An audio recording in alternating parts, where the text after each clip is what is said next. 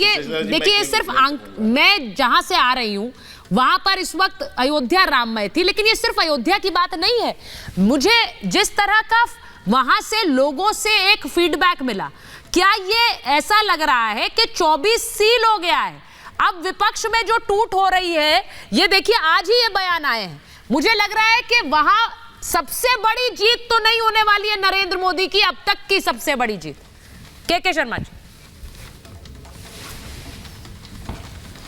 देखिए, जिन लोगों को राम नहर नहीं दिखाई पड़ रहा है, ये थोड़ा इको हो रहा है, ठीक करा आपने अपने पहले चलाया कि आज जो है राहुल गांधी, एक मिनट किशोर तिवारी जी, एक मिनट। राहुल गांधी जी ने आज एक, बोलिए सर, बोलिए।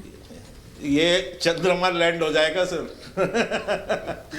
देखिए, मैं ये कह रहा हूं कि आपने पहले शुरुआत में ही अपने कहा कि राहुल गांधी ने आज कहा कि कोई राम लहर नहीं है। हाँ, तो मैं इतना ही कह सकता हूं कि जिनको अभी भी राम लहर न दिखाई पड़ रहा हो, तो हो सकता है कि उनकी आंखों में मोतियाबिंद हो गया होगा, क्योंकि जिस तरह से आपने 22 तारीख से लेके उसके पहले से लेके अभी तक का आप देख रहे हैं, जिस तरह से पूरा देश राममय हुआ हो, और इसके बावजूद किसी को राम लहर ना दिखाई दे रहा हो, तो उसमें क्या कह सकता हूं सुचेता जी? इतना ही कहूंगा कि मोतियाबिंद तो नहीं हो गया। लेकिन एक बात ये भी है, एक कहावत में हमेशा कहता हूं कि जब नाश मनुष्य पर छाता है तो पहले विवेक मर जाता है। यही हालत आज विपक्ष के गठबंधन गठबंधन दलों की है। इनका विवेक समाप्त हो गया है, क्योंकि नाश इनके सर पे नाच रहा है। इसीलिए अभी एक कोई राम की दृष्टि की बात कर रहे थे। राम निहत्थे राम भक्तों के हत्यारे समाजवादियों की दृष्टि से भगवान राम को नहीं देखा जा सकता। जिन्होंने निहत्थे राम भक्तों की हत्या की हो और शरीर को लाल कर दिया हो, वो आज राम के दृष्टिकोण को पढ़ा रहे हैं।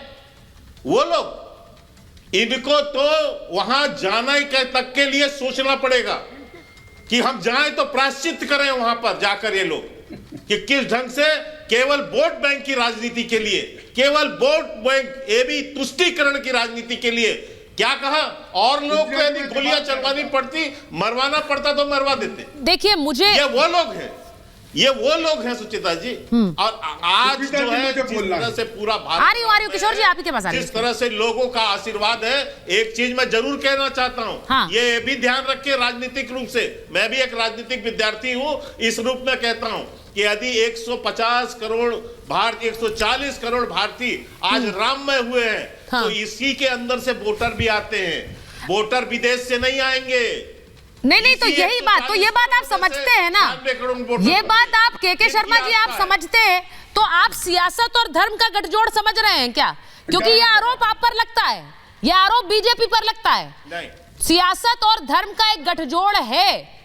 देखिए, मैं आप बोलिए चेता जी, मुझे एक बात बताइए। हाँ, आपके राजनीति में आर्थिक सरोकार आपकी राजनीति के साथ है, सामाजिक सरोकार राजनीति के साथ है, आपके राजनीतिक सरोकार जो है राजनीति के साथ है, तो आपकी संस्कृति, आपकी आध्यात्मिकता, उसका सरोकार आपकी राजनीति से क्यों नहीं है? मैं एक बार ठीक है, मैं एक बार किशोर जी के पास जा सकता है क्या? किशोर जी, मैं कहता हूं कि पूरा भारत एक ठीक है, बड़ी खबर बता रही हूं, एक बार बड़ी खबर बताकर फिर जा रही हूं किशोर जी के पास कि राम मंदिर पर कैबिनेट की बैठक हुई और कैबिनेट बैठक में पीएम मोदी को बधाई दी गई। राम नाम पर जन आंदोलन देखने को मिल रहा है, ये अनुराग ठाकुर ने कहा। ये एक नए युग का परिवर्तन है। केंद्रीय मंत्री अनुराग ठाकुर का ये बयान आया। प्रधानमंत्री ने भारत का मनोबल ऊंचा किया है। अब ये देखिए, उनको बधाई दी गई। राम मंदिर जिसमें प्राण प्रतिष्ठा हुई और उसके बाद ये जन सैलाब देखने को मिला है।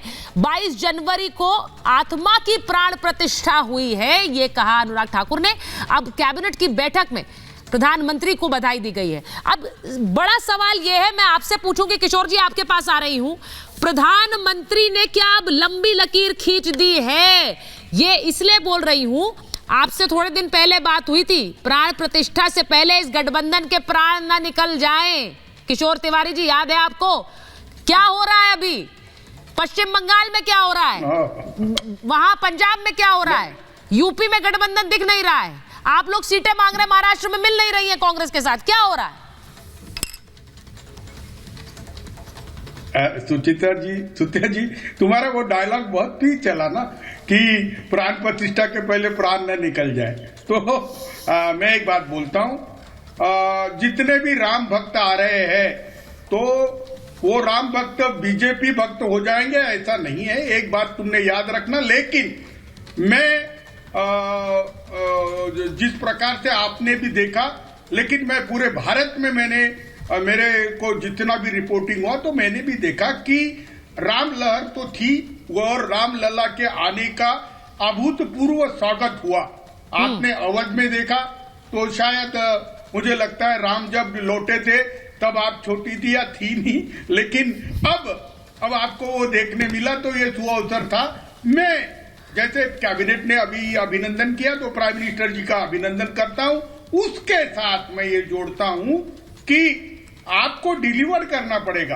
आपने जो प्रॉमिसेस दिए थे, जैसे किसानों की आमदनी दुगनी होगी, भारत में बेरोजगारी इतनी दूर होगी। नहीं, मेरा सवाल सुनिए, मेरे खाते में आएंगे। आपने भी तो प्रॉमिस किया था कि एक गठबंधन बनकर तैयार हो जाएगा 24 में नरेंद्र मोदी के सामने। वो गठबंधन का क्या हुआ? उन बैठकों का क्या हुआ जो एक के बाद हो रही थी? यहाँ पर सब अपने अपने रास्ते चल दिए। लोगों को लग रहा है वही हुआ जो हमने सोचा था, ये गठबंधन कभी बनना नहीं था। पिछली बार आप लोगों ने कहा था हम लोग एकजुट नहीं थे इसलिए ये हो गया, इस बार तो एकजुट होने की कोशिश की। नहीं, देखो अभी भी चल रही है, सब इंटैक्ट है और बहुत एडवांस स्टेज में है। और हर कार्यकर्ता के सामने नेता जो बोलते हैं उससे विपरीत है कि महाराष्ट्र में पूरा अलायंस हो चुका है, बंगाल में हो चुका है, बंगाल में कहाँ हो गया है? बंगाल में कहाँ हो गया है सर? इसकी तो वो भी जल्दी हो जाएगा। अरे किशोर जी, कौन सी दुनिया में बंगाल में ममता दीदी ने कह दिया हमें बताया नहीं है, न्याय यात्रा निकल रही है बंगाल में आएगी, हमें कुछ पता नहीं था, हम अकेले लड़ रहे हैं चुनाव। वहां भगवंत मान ने कह दिया हम 13 सीटों पर ले रहे। कैसी बातें आप कर रहे हैं? अब ये देख लीजिए कि यहाँ पर ममता बनर्जी के बयान पर शुभेंदु अधिकारी का बयान आ गया है। वो कह रहे 4 राज्यों के रिजल्ट में इंडी गठबंधन बिखर चुका है और उन्होंने कहा कि नफरत और जाति के बंटवारा बना गठबंधन की इस टूट की वजह। और उन्होंने कहा कि जो जिस तरह से गठबंधन बिखरा है, 4 राज्यों में जीत हुई और वही गठबंधन के टूटने की वजह बनी है। अब ममता बनर्जी आप कह रहे बंगाल में फॉर्मूला हो गया, कहीं फॉर्मूला नहीं हो रहा है। और मैं आपको एक बात बता दूं, मनोज लाल दास मन्नू हमारे साथ जुड़ रहे हैं, जेडीयू के नेता हैं। मनोज जी, वहां पर तो गठबंधन नहीं हुआ है, लेकिन जहां गठबंधन है, जहां सरकार चल रही है, वहां तो नहीं टूट रही है। बिहार की बात कर रही हूं। देखिए सुचित्रा जी, बिहार में कहीं कोई टूट फूट की बात नहीं है। अच्छा, लेकिन जिस महागठबंधन को अस्तित्व में लाने के लिए नीतीश कुमार जी ने एकजुट किया, लोगों को एक मंच पर बैठाने का काम किया और बीजेपी के खिलाफ एक शक्ति का उन्होंने स्थापित किया। अब बड़े भाई के रूप में कांग्रेस का दायित्व बनता था कि सारे लोगों को एक करके उसको लेके जाने के लिए। सुचरिता जी, आप पिछले लोकसभा चुनाव का आप अगर कंप्लेन करेंगे, उसको देखेंगे बढ़िया से, हाँ। तो जो भी सत्ता में आई हो, चाहे वो मनमोहन सिंह के समय की हो, वाजपेयी जी के समय के हो या मोदी जी के समय की हो, विपक्ष का वोट बटा है एक दूसरे में, तभी आए हैं। नीतीश कुमार जी ने तो पूरी ईमानदारी से वैसे सारे दलों को जो एक दूसरे के खिलाफ आपस में लड़ाई लड़ रहे थे, उनको एक मंच पर लाके खड़ा करने का काम किया। अब तो कांग्रेस की जिम्मेदारी बनती है और हम भी इसका, हमारी पार्टी ने भी शुरू से कहा, नीतीश कुमार जी ने भी शुरू से कहा कि सीट शेयरिंग का मामला समाप्त हो जाना चाहिए था। नहीं, सुनिए मनोज जी, तो आज उन्होंने एक और बात कही जो शायद आपने सुनी नहीं या फिर सुनकर आप उस पर गौर नहीं करना चाह रहे हैं।